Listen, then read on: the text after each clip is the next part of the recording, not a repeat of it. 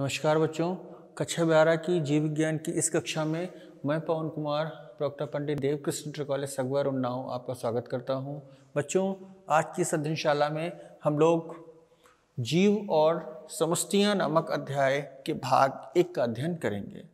बच्चों, हम लोगों ने इस अध्याय को 2 भागों में विभाजित किया है, जिसके प्रथम भाग का हम लोग आज अध्ययन करने जा रहे हैं। आइए देखते हैं इस हमारा जो अध्याय है, जिसका भाग 1 है, इसके शिक्षण बिंदु कौन कौन से हैं, जिसका आज हम लोग अध्ययन करने जा रहे हैं। बच्चों, सबसे पहले हम लोग जीव और उसके पर्यावरण के विषय में जानेंगे। पर्यावरणीय कारक कौन कौन से होते हैं, इसके विषय में जानकारी पाएंगे।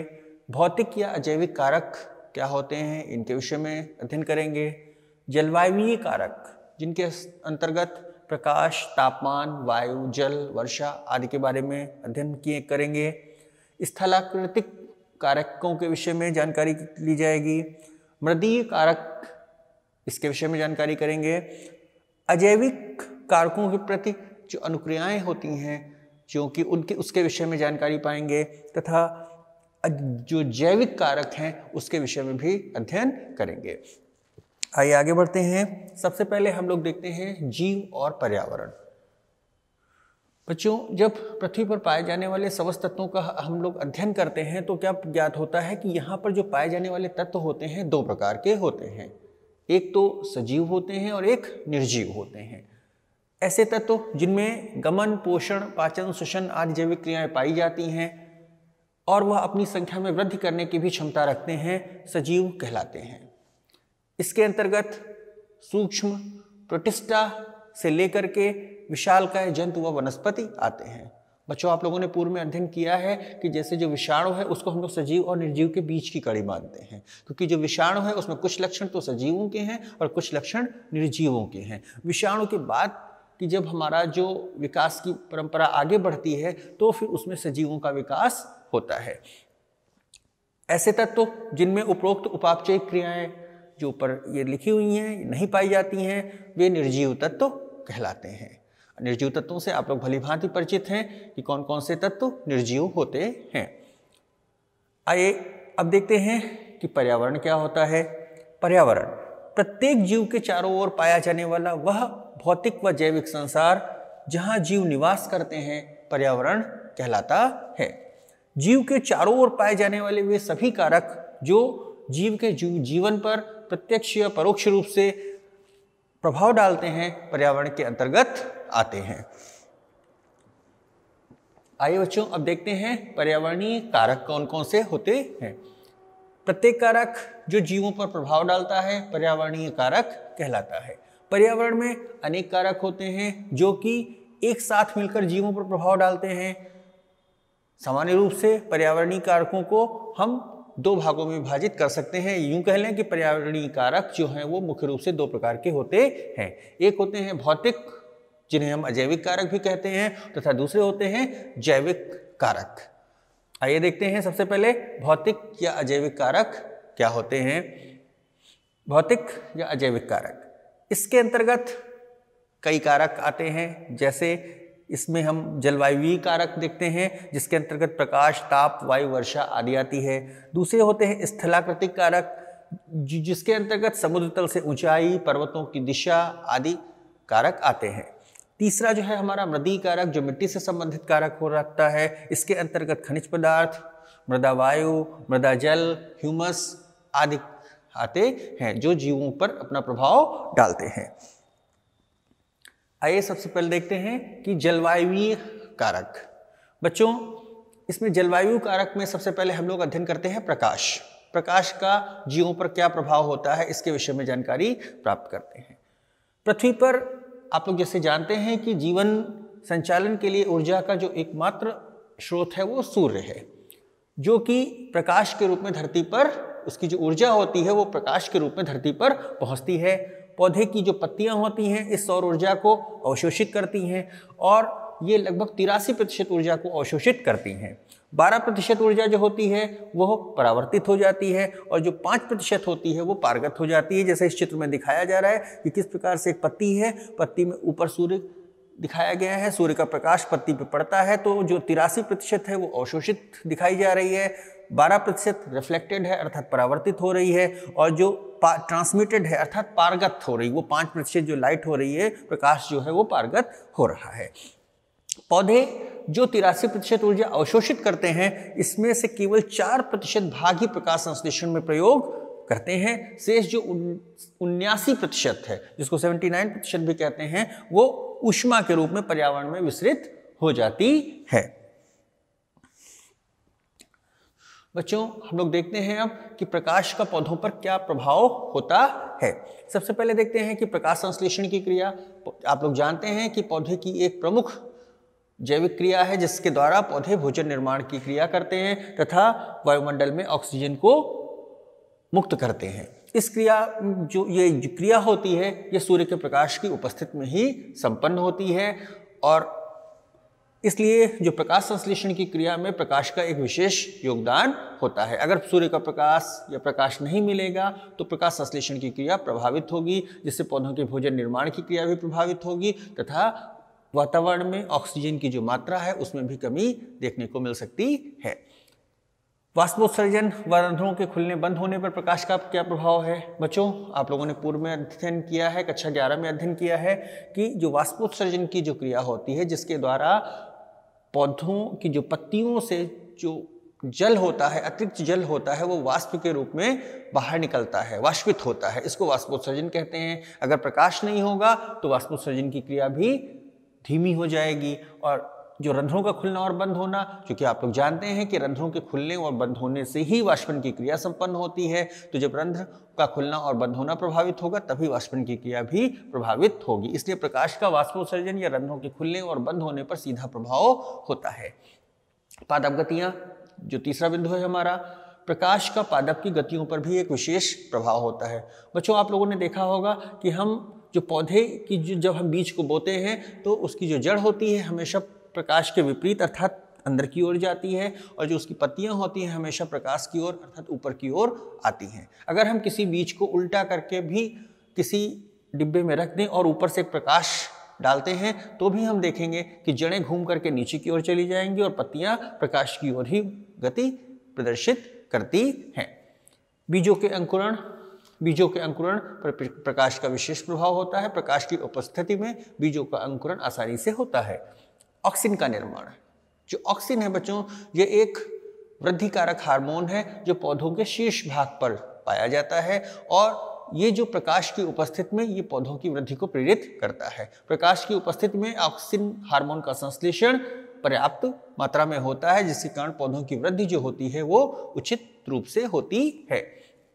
दीप्तिकालिता, जो हमारा अगला बिंदु है बच्चों, ये एक ऐसा बिंदु है जिसके बारे में हम लोग थोड़ा अलग से पढ़ते हैं कि पौधों में पुष्पन हेतु आवश्यक प्रकाश अवधि जो होती है उसको हम लोग दीप्तिकालिता कहते हैं।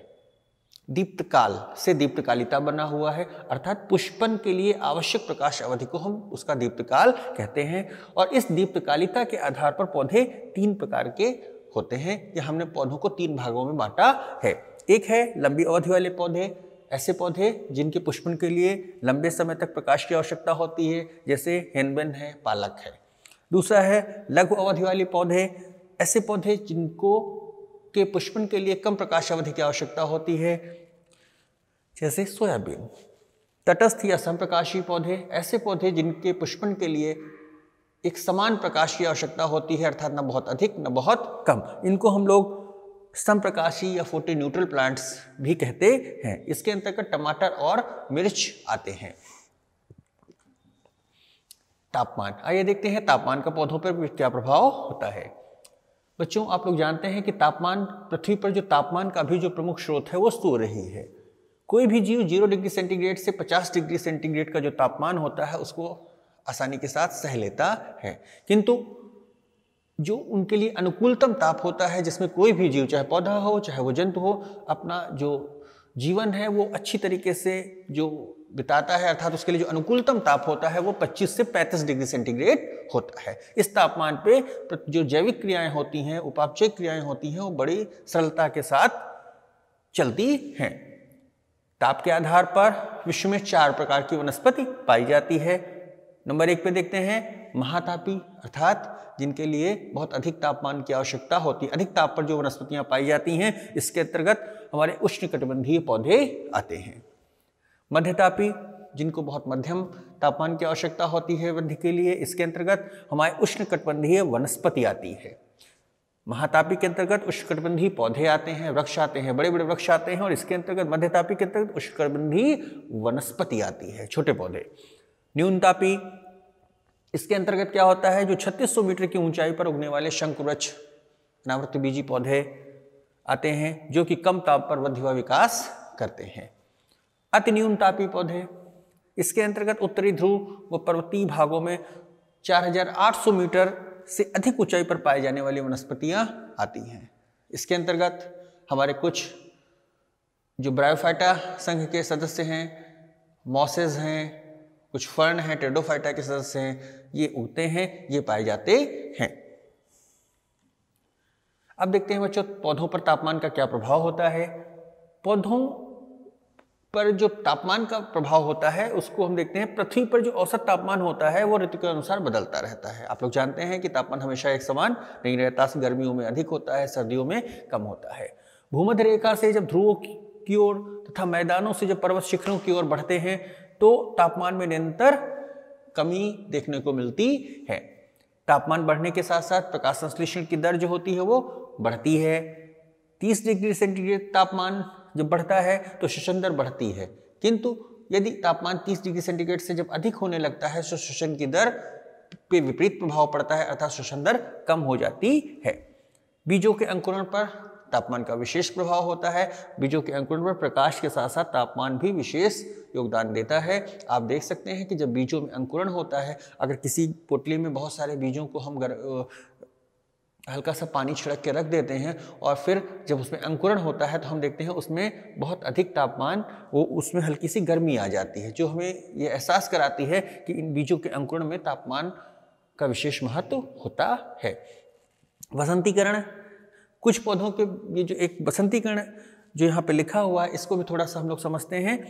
कुछ पौधों के बीज सामान्य तापमान पर अंकुरित नहीं होते हैं और इन्हें अंकुरण के लिए कुछ समय तक कम तापमान पर रखना आवश्यक होता है, और ऐसा करने से बीज जो होते हैं अंकुरित हो जाते हैं। यह क्रिया ही वसंतीकरण कहलाती है।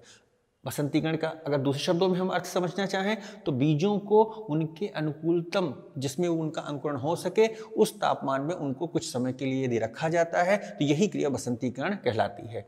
ऐसे क्षेत्र जहाँ पर तापमान या तो बहुत कम है या बहुत अधिक है, वहाँ पर बीजों के अंकुरण के लिए ये विधियाँ अपनाई जाती हैं और इस विधि से बीजों का अंकुरण आसानी के साथ हो जाता है और इसी क्रिया को हम लोग वसंतीकरण कहते हैं। आइए देखते हैं अब वर्षा या रेन का क्या प्रभाव होता है। वर्षा या जल किसी भी जीव के जीवन के लिए अत्यंत आवश्यक होते हैं। जल वर्षा के रूप में धरती पर गिरता है, फिर तालाबों, नदियों, पोखरों, समुद्र आदि में इकट्ठा होकर पौधों व जंतुओं की जो जरूरतें होती हैं उनको पूरा करता है। पृथ्वी पर जल पुनः वाष्प के रूप में परिवर्तित होता है और फिर पृथ्वी पर जो है जलीय चक्र चलता है। वर्षा के आधार पर यदि हम पौधों का वर्गीकरण करें तो देखें पौधों का आवास निम्न प्रकार का हो सकता है। यदि यहाँ पर हमने इस बनाई हुई है सारणी की तरीके से, इसमें वार्षिक वर्षा दिखाई गई है। एक है 0 से 10 इंच, 10 से 30 इंच, 30 से 50 इंच और 50 इंच से अधिक। जो 0 से 10 इंच वार्षिक वर्षा होती है इसमें मरुस्थलीय पौधे, अर्थात बहुत कम वर्षा जहाँ पे होती है वहाँ मरुस्थलीय पौधे वृद्धि करते हैं। 10 से 30 इंच वर्षा जहाँ पे होती है वार्षिक, वहाँ पर घास स्थल, सवाना वृक्ष पाए जाते हैं। जहाँ पर वर्षा 30 से 50 इंच तक होती है वार्षिक वर्षा, वहाँ पर क्या है, जंगल उगते हैं। और जहाँ पर 50 इंच से भी अधिक वर्षा पाई जाती है, वार्षिक वर्षा होती है, वहाँ पर आर्द्र वन पाए जाते हैं। बच्चों अब हम लोग देखते हैं स्थलाकृतिक कारक क्या होते हैं। इनके अंतर्गत जो स्थलाकृतिक कारक होते हैं इसके अंतर्गत निम्न कारक आते हैं, जैसे अक्षांशीय कारक होते हैं, ऊंचाई होता है, ढाल की मात्रा होती है, ये सब जो है ये स्थलाकृतिक कारक होते हैं। अक्षांशीय कारक सबसे पहले देखते हैं क्या होता है। भूमध्य रेखा से ध्रुवों की ओर जाने पर वनस्पति कम होती जाती है। जैसे सबसे अधिक वनस्पति जो होती है कहाँ होती है, भूमध्य रेखा के आसपास 23 डिग्री नॉर्थ से 23 डिग्री साउथ के मध्य जो होता है वो सबसे अधिक वनस्पति पाई जाती है। अमेज़न घाटी जो हमारी अमेरिका में पाई जाती है वहाँ सर्वाधिक जैव विविधता पाई जाती है, बहुत सी वनस्पति पाई जाती है क्योंकि वो इसी क्षेत्र के अंतर्गत आती है। इससे जब हम लोग आगे की ओर बढ़ते हैं तो जो ऊपर की ओर बढ़ते हैं, ध्रुव की ओर बढ़ते हैं, आगे बढ़ते हैं तो वनस्पति में धीरे धीरे कमी प्रदर्शित होती है। ऊंचाई बढ़ने पर भी तापमान कम होता है। जैसा कि जानते हैं हम लोग कि प्रत्येक 1000 मीटर ऊपर चढ़ने पर तापमान में लगभग 6 डिग्री की कमी आ जाती है। अतः जब तापमान में कमी होती है तो धीरे धीरे ऊंचाई की ओर बढ़ने पर वनस्पति भी कम होती जाती है। और जब बहुत अधिक ऊंचाई की बात करते हैं तो वहाँ पर अनावृत बीजी पौधे, हमारे कुछ शंकुवन, लाइकेन, मॉस, फर्न आदि वृद्धि करते हुए पाए जाते हैं। ढाल की मात्रा, ऐसा माना जाता है कि ढाल की मात्रा जितनी अधिक होती है वनस्पति उतनी अधिक अस्थिर होती है, अर्थात उतनी ही अधिक उसमें कमी प्रदर्शित होती है। मतलब जब ढाल अधिक होगी तो पानी अधिक उसमें रुक नहीं पाएगा, पानी नहीं रुकेगा तो वनस्पति भी उसमें बहुत अच्छी वृद्धि नहीं कर पाएगी। इसीलिए ढाल की मात्रा जितनी अधिक होती है वनस्पति उतनी ही अधिक अस्थिर होती है। बच्चों हम लोग देखते हैं मृदीय कारक क्या होते हैं। जब मृदा की रचना, उसमें पाए जाने वाले खनिज पदार्थ आदि जीवों पर प्रभाव डालते हैं तो इसे मृदीय कारक कहते हैं। मृदा का निर्माण 2 विधियों से होता है, अपक्षय और दूसरा है मृदा जनन। जो हमारा अपक्षय होता है इसमें क्या होता है बच्चों, हम लोग देखते हैं कि जो वर्षा होती है वायु के बहुत अधिक वेग से घर्षण के कारण, अर्थात जब पत्थर आपस में घिसते हैं, घर्षण होता है आपस में, नदी के तेज बहाव से बड़ी बड़ी जो चट्टानें होती हैं वो घिसती हैं, उनका अपक्षय होता है और मृदा का निर्माण होता है। अर्थात जो बड़े बड़े चट्टानें हैं, पत्थर हैं, जब घिसते हैं तो उनसे एक थोड़ी थोड़ी सी जो रेत बनती है और रेत ही आगे चल के मृदा का निर्माण करती है।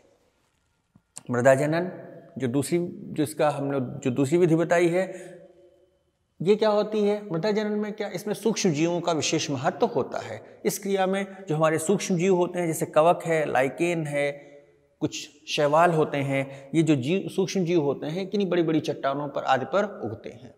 और जब उन पर उगते हैं तो क्या होता है, उसमें अपनी जिनके जब वहाँ फैलते हैं तो उनकी जो ऊपरी परत होती है उसको उसके ऊपर काफ़ी मजबूती के साथ उसको जकड़ते हैं और फिर क्या होता है कि ऊपरी परत धीरे धीरे कमज़ोर हो जाती है और वो फिर अपघटित हो जाती है। और जब अपघटित होती है तो उससे मृदा का निर्माण होता है और ये जो मृदा बनती है इसमें पोषक तत्व तो बहुत अधिक मात्रा में उपस्थित होते हैं, इसीलिए इसको ह्यूमस भी कहते हैं। तो अर्थात जब मृदा जनन होता है तो सूक्ष्म जीवों के द्वारा ह्यूमस का निर्माण होता है।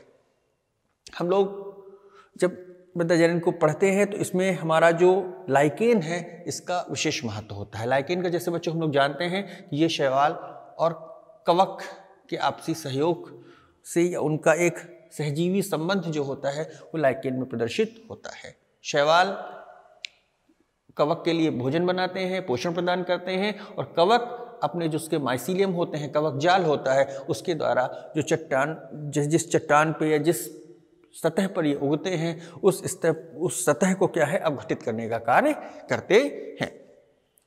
बच्चों यहाँ पर जो हमारा एक चित्र दिखाया गया है जिसको हमने मृदा परिच्छेदिका के नाम से बताया है, आप लोग इससे भली भांति परिचित हैं, पूर्व की कक्षाओं में आपने इसको देखा होगा। आइए इसमें देखते हैं कि इस मृदा परिच्छेदिका में इसमें 0 स्तर A, B, C और D 4 स्तरों को दिखाया गया है। जो हमारा 0, A और B स्तर होता है इसको टॉप सॉइल या ऊपरी मृदा कहते हैं और जो इसके नीचे जो इसका C स्तर होता है उसको सब सॉइल के नाम से जानते हैं। और सबसे निचला जो स्तर होता है वहाँ पर बड़ी बड़ी चट्टानें पाई जाती हैं जिसको R स्तर के रूप में प्रदर्शित किया गया है। जो हमारे इस मृदा परिच्छेदिका का जो सबसे ऊपर का स्तर होता है जिसको ओ लेवल भी कहते हैं, ऊपरी स्तर जो होता है इसी में ह्यूमस पाया जाता है और इसी स्तर पे जो पौधे होते हैं बहुत अच्छी प्रकार से वृद्धि करते हैं। इसमें खनिज पदार्थ भरपूर मात्रा में उपस्थित होते हैं। इसी के साथ साथ जो हमारा ए स्तर होता है वो ओ लेवल के ठीक नीचे वाला स्तर होता है, जिसमें भी ह्यूमस भरपूर मात्रा में उपस्थित होता है। क्यों? क्योंकि जब हम लोग जुताई करते हैं तो ऊपरी परत, जो सबसे ऊपरी लेयर होती है, ऊपरी परत होती है, ऊपरी परत के साथ में कुछ नीचे तक भी उसकी जुताई होती है, और उस नीचे वाले भाग तक पौधों की जड़ें आसानी के साथ पहुंचती हैं और वहां तक पर खनिज पदार्थ भरपूर मात्रा में उपस्थित होते हैं, तभी पौधे की वृद्धि बहुत अच्छी होती है। तो जो हमारा ए स्तर होता है वो ह्यूमस होता है। फिर उसके बाद का जो नीचे का स्तर होता है, जिसको बी स्तर कहते हैं, उसे चिकनी मिट्टी, एल्युमिनियम आदि उसमें पाए जाते हैं। जो उसके बाद का सी स्तर होता है उसमें खनिज पदार्थ, चट्टानें, कैल्शियम कार्बोनेट की बनी हुई चट्टानें आदि पाई जाती हैं। और जो सबसे नीचे का आर स्तर आप देख सकते हैं उसमें बड़ी बड़ी चट्टानें पाई जाती हैं।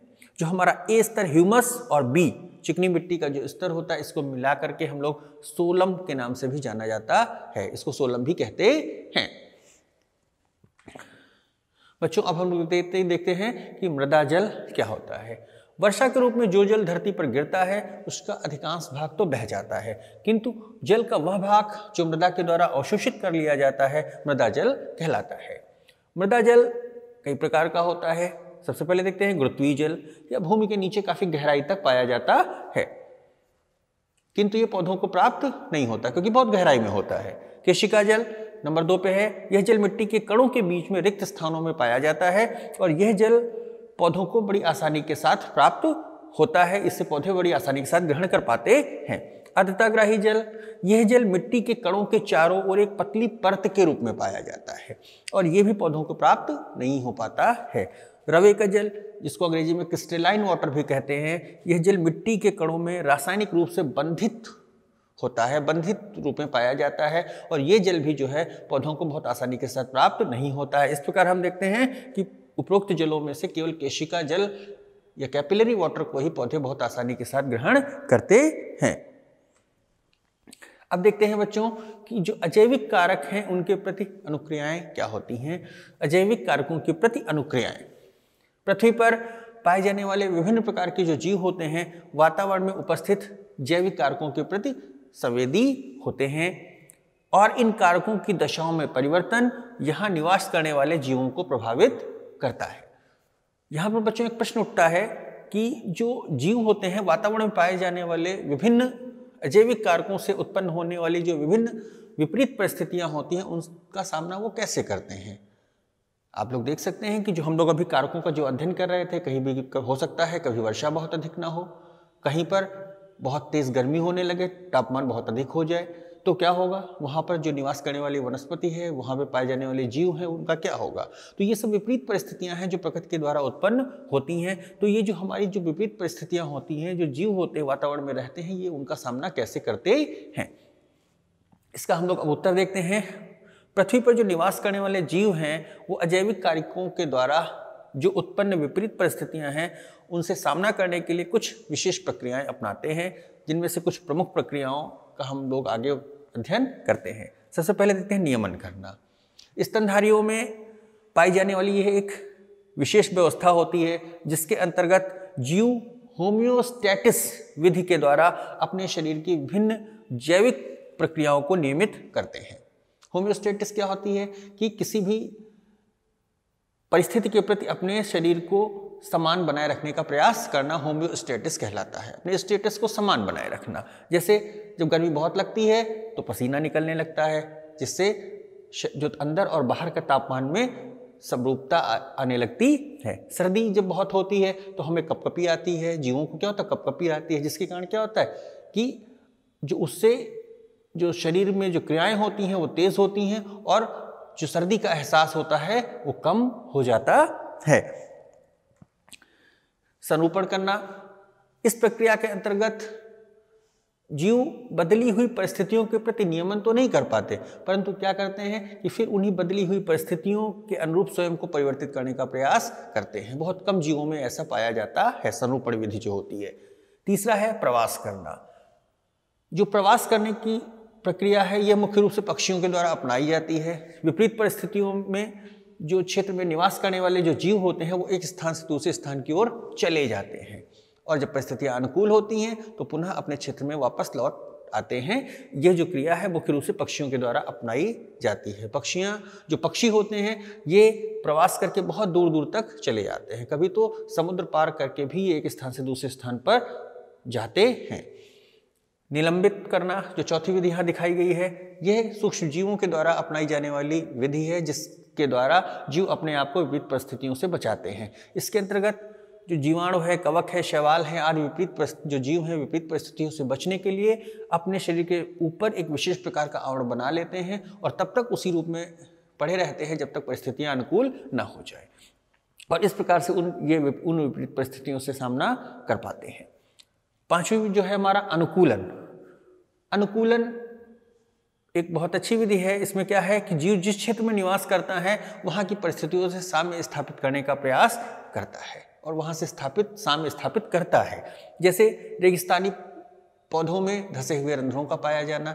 अब जब प्रकृति ने ऐसी व्यवस्था दी है कि उनकी रंध्र जो होते हैं बहुत अंदर धसे हुए होते हैं। जलीय पौधों में जो रंध्र है बाहरी सतह पर होते हैं जिससे उत्सर्जन अधिक हो। उभयचर जो होते हैं उसमें गिल्स और फेफड़े दोनों होते हैं, अर्थात जब जल में हो तो गिल्स के द्वारा श्वसन हो, जब बाहर हो तो फेफड़े श्वसन के लिए उपयोग किए जाए। प्रकृति में जीवों के अंदर उनके वासस्थान के अनुसार अनुकूलन पाया जाता है। बच्चों अब हम लोग देखते हैं जैविक कारक क्या क्या होते हैं। प्रकृति में विभिन्न प्रकार के जैविक कारक होते हैं जो एक साथ रहकर एक दूसरे को प्रभावित करते हैं। प्रत्येक पौधा जंतु दूसरे पौधों और जंतु के साथ रहकर समुदाय बनाता है और ये सभी जीव एक दूसरे के साथ संबंध रखते हैं। किसी स्थान पर उगने वाले पौधों में पारस्परिक संबंध, इसके अंतर्गत हम लोग देखते हैं बच्चों अधिपादक, ऐसे पौधे जो किसी पौधे पर उगते तो हैं किंतु उससे कुछ ग्रहण नहीं करते, न भोजन ग्रहण करते हैं न जल ग्रहण करते हैं, अपना भोजन स्वयं बनाते हैं। जैसे ऑर्किड के वेलामेन। ऑर्किड एक पौधा है जो किसी वृक्ष पे पाया जाता है और उसके जो वेलामेन होते हैं उनके द्वारा वो आर्द्रताग्राही होता है, आर्द्रता को वो वायुमंडल से ग्रहण करता है और अपना भोजन स्वयं बनाता है। इस प्रकार ऐसे पौधे अधिपादप कहलाते हैं। परजीवी ऐसे पौधे जो भोजन के लिए दूसरे पौधे पर निर्भर होते हैं परजीवी कहलाते हैं।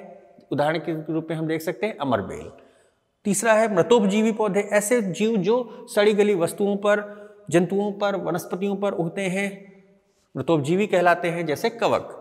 सहजीवी, जब दो जीव एक दूसरे को लाभ पहुंचाते हुए साथ साथ रहते हैं तो इसे सहजीवन कहते हैं। इसका सबसे अच्छा उदाहरण लाइकेन होता है। साइकेस की कोरेलाइड जड़ में पाया जाता है।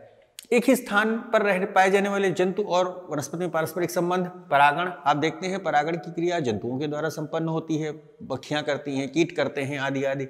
कीटभक्षी पौधे ऐसे स्थानों में पाए जाते हैं जहाँ नाइट्रोजन की कमी होती है। वो क्या करते हैं, ऐसे पौधे जैसे नेपेंथिस ड्रोसेरा है, ये कीटों को अपने पकड़ लेते हैं और उनको अपघटित कर देते हैं और अपनी नाइट्रोजन की कमी को पूरा करते हैं और मिट्टी में, मृदा में नाइट्रोजन की कमी पूरी करते हैं। चराई, ये जो चराई होती है जंतुओं के द्वारा, इससे निश्चित रूप से वनस्पति का ह्रास ही होता है क्योंकि पौधे निश्चित रूप से वनस्पति को नष्ट करते हैं।